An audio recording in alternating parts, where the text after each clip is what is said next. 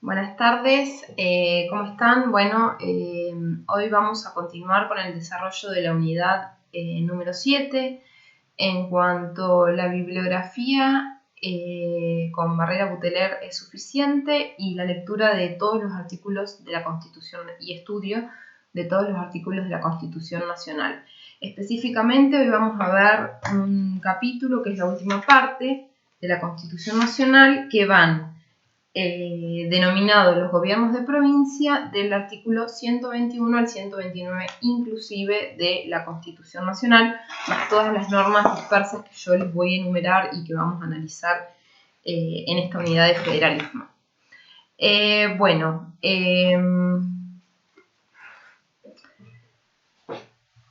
punto 1 de la unidad refiere a la diferencia conceptual entre estados unitarios, regionales, federales y confederales. En tal punto de la unidad, debe situarse, como siempre les digo, en el marco histórico, ¿no?, de nacimiento del Estado moderno. Cuando el Estado nace como un Estado soberano, con el ejercicio de la fuerza estatal, es en aquel momento en el que se consolida la noción de Estado nacional. A partir de esa conceptualización de Estado debemos diferenciar los estados unitarios de los estados federales y de los confederales. El Estado unitario debe llevarnos a pensar el máximo grado de centralización del poder en el territorio. ¿Qué quiere decir esto? Es un Estado soberano en el cual el poder se ejerce en forma unificada, en forma concentrada por un único centro de poder territorial que sí se sirve de varios órganos de poder ordenados jerárquicamente, pero esta pluralidad de órganos no significa que el Estado deje de ser unitario, ¿no? Centralización de poder se da en el marco de todo el territorio de un Estado. Tal es el concepto de un Estado unitario.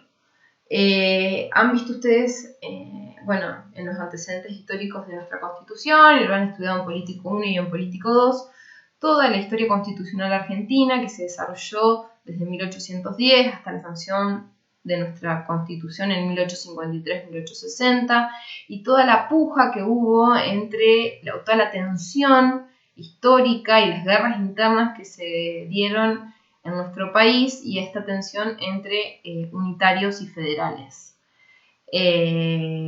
consagrándose finalmente en el artículo 1 de la Constitución Nacional la forma de gobierno republicana, que es la que ustedes vieron en la unidad 8 ya, ¿sí?, y la forma de Estado para hacer alusión a la división del poder en el marco de un territorio determinado, federal, dice. El artículo 1 de nuestra Constitución Nacional, muy claramente, en una declaración, establece: la nación argentina adopta para su gobierno la forma representativa republicana en relación a la forma de gobierno, federal en relación a la forma de Estado. Son cosas diferentes. Forma de Estado, por un lado, caracterizada según nuestra Constitución como una Constitución federal, y forma de gobierno describiendo un sistema republicano y representativo, que luego se va a integrar también con lo que es el ejercicio del gobierno democrático. Bien. Bueno, ¿qué pasa si analizamos el texto constitucional del 1853-1860? Vamos a ver que en ese artículo se refiere a la Constitución Nacional adopta el régimen de Estado federal. Pero a su vez el artículo 35 refiere las denominaciones adoptadas sucesivamente desde 1810 hasta el presente, a saber, Provincias Unidas del Río de la Plata, República Argentina, Confederación Argentina, serán en adelante nombres oficiales indistintamente para la designación del gobierno y territorio de las provincias, empleándose las palabras Nación Argentina en la formación y en la sanción de leyes. ¿Por qué les traigo análisis este artículo? porque efectuando una interpretación armónica de la Constitución, tenemos que acá el constituyente refirió al término Confederación Argentina.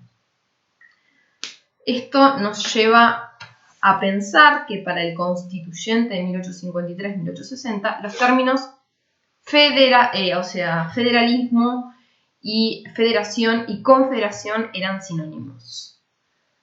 ¿Qué sucede para la doctrina politóloga y constitucional en nuestro país? No es, y en el mundo, a nivel mundial, dichos términos no son sinónimos, sino que son obedecen a distintos grados de descentralización política territorial. Vamos a ver las diferencias de cada uno de ellos. Por un lado, para el federalismo, el federalismo implica una división territorial del poder en el territorio, como lo he dicho, lo que implica la coexistencia de distintos órdenes de gobierno. En nuestro país coexiste el Estado federal con los Estados miembros, los Estados locales y los Estados provinciales. Por el contrario, en una confederación, una confederación propiamente dicha es una asociación de estados que deciden justamente asociarse políticamente conformando esta confederación, manteniendo su status quo anterior y por ende su soberanía. Y en tal ejercicio deciden delegar a un organismo común, el gobierno confederado, una serie de competencias. Históricamente, un ejemplo de confederación se dio en Estados Unidos desde la Guerra de la Independencia en 1776 hasta la sanción de la Constitución de Filadelfia en 1787. Actualmente, un ejemplo de confederación lo tenemos en lo que es la Comunidad Europea, ¿sí? Bueno, pese a todas las crisis que la misma ha tenido en los últimos años, acentuada hoy por hoy por esta crisis de pandemia mundial que estamos teniendo.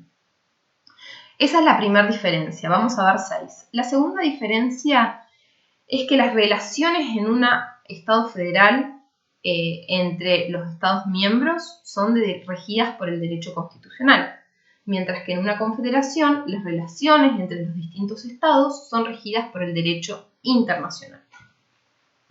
Y por ende el documento por el que se asocian es de tal naturaleza. La tercera diferencia, en un gobierno federado, en un gobierno como el nuestro, los Estados miembros no son soberanos, o sea, los Estados miembros, como serían las provincias, no son soberanos. La soberanía es exclusiva y excluyente del gobierno federal. Los Estados miembros, provincias, son autónomos, pero no son soberanos. No pasa lo mismo en la confederación, donde los Estados miembros mantienen su soberanía, ¿sí? La cuarta diferencia es que para el federalismo el gobierno central ejerce imperio directo sobre toda la ciudadanía, mientras que en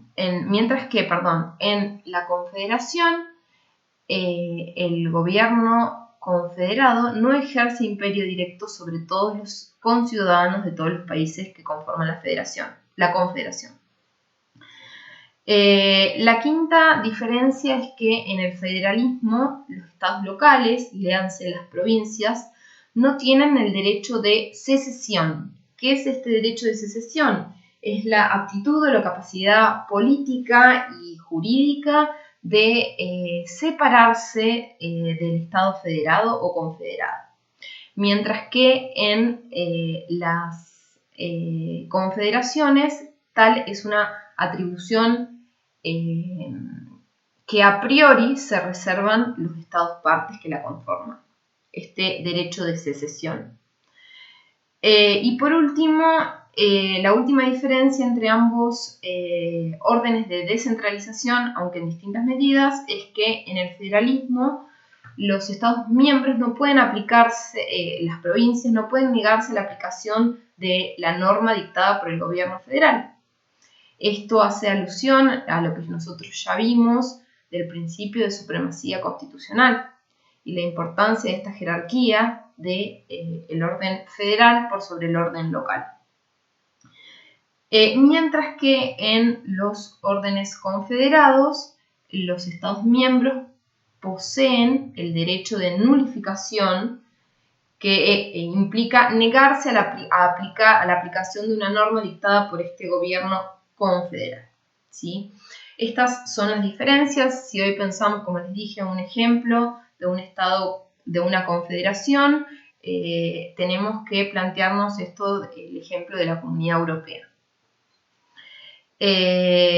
Bien, ¿cuáles son las causas del federalismo argentino? Bien, existen la doctrina constitucional, realizando un análisis histórico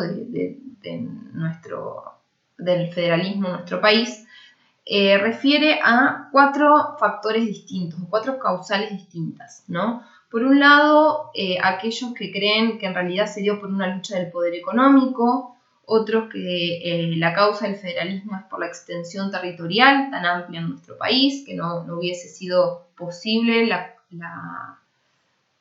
adopción de una forma unitaria. Por otro lado, el modelo foráneo de importación directa de otro país, que esta es la posición sostenida por Sarmiento.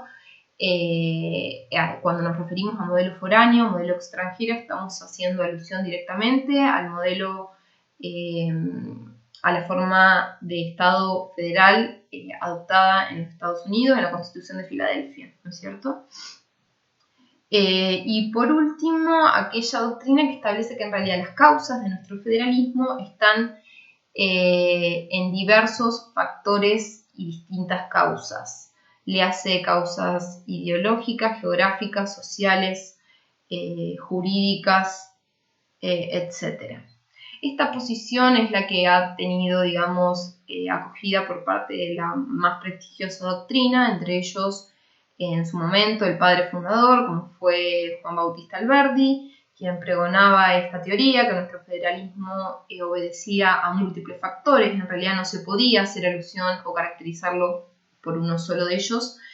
Y por el otro lado, quien más modernamente ha sostenido esta doctrina ha sido el célebre maestro Vidal Campos.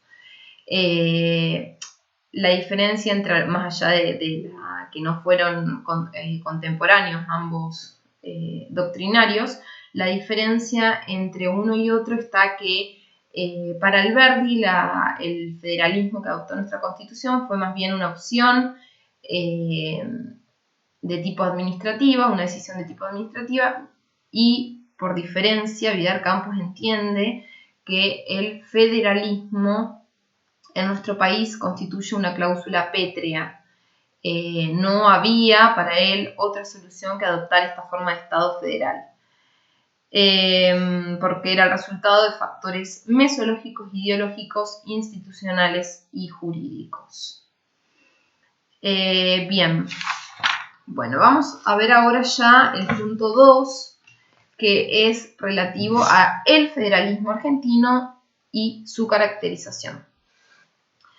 Bueno, acá yo les voy a traer, yo les dije que el material de Barrera Buteler era suficiente, por eso la importancia de estas clases en las que nosotros les traemos, además de la bibliografía, que ustedes tienen acceso directo por vía PEDCO, les traemos el análisis que hacen otros juristas. En este caso me parece importante el análisis que hace por ahí. En esta clase les voy a citar tanto a Rosati como a Quiroga Lavie, en el sentido que rescato que ambos constitucionalistas fueron a su vez convencionales constituyentes de la reforma del año 94, con lo cual esto tiene una impronta, si se analiza, digamos, desde el punto de vista histórico, y a su vez considerando que Rosati es juez de la Corte Suprema, con lo cual también nos daría una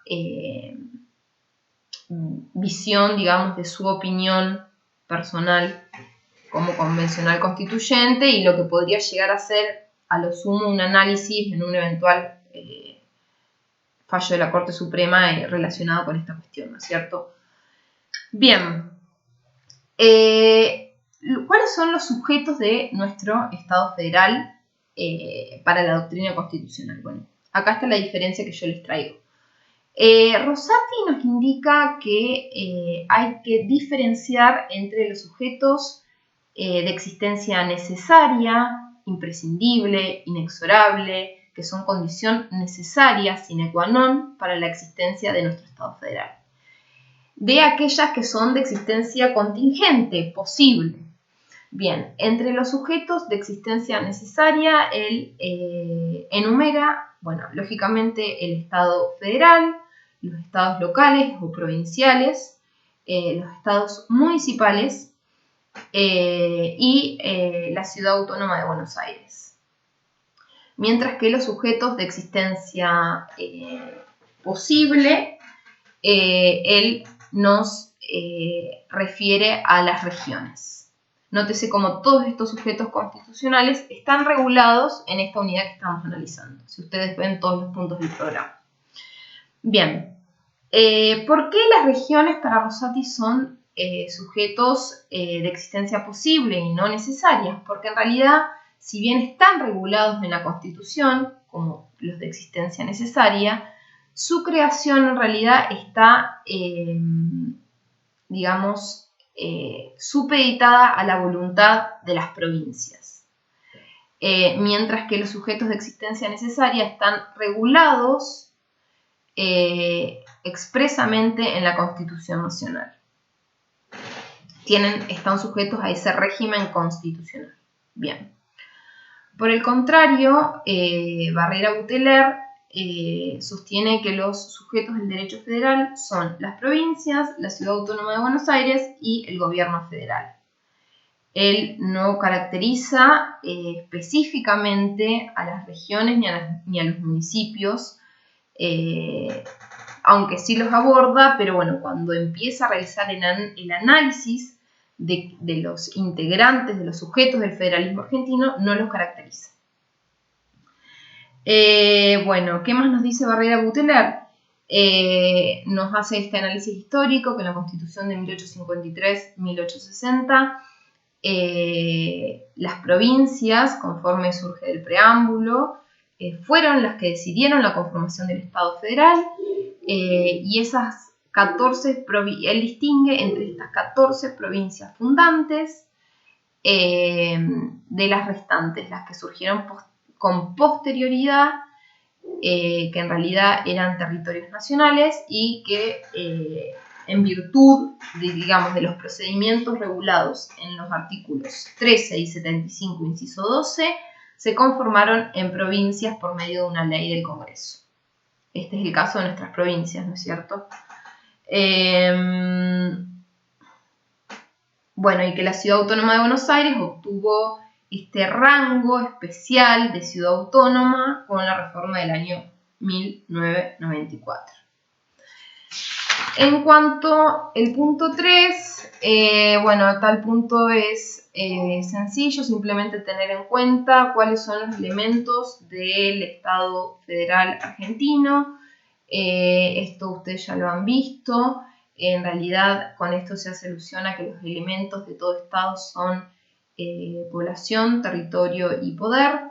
El poder específicamente lo analizaron en la bolilla 8 de la forma republicana representativa de gobierno y se va a ver luego en otros puntos del programa. Con este video damos por concluida estos primeros 3 puntos. Ahora con una pizarra vamos a seguir el análisis de las otras bolillas, de los otros puntos de la bolilla.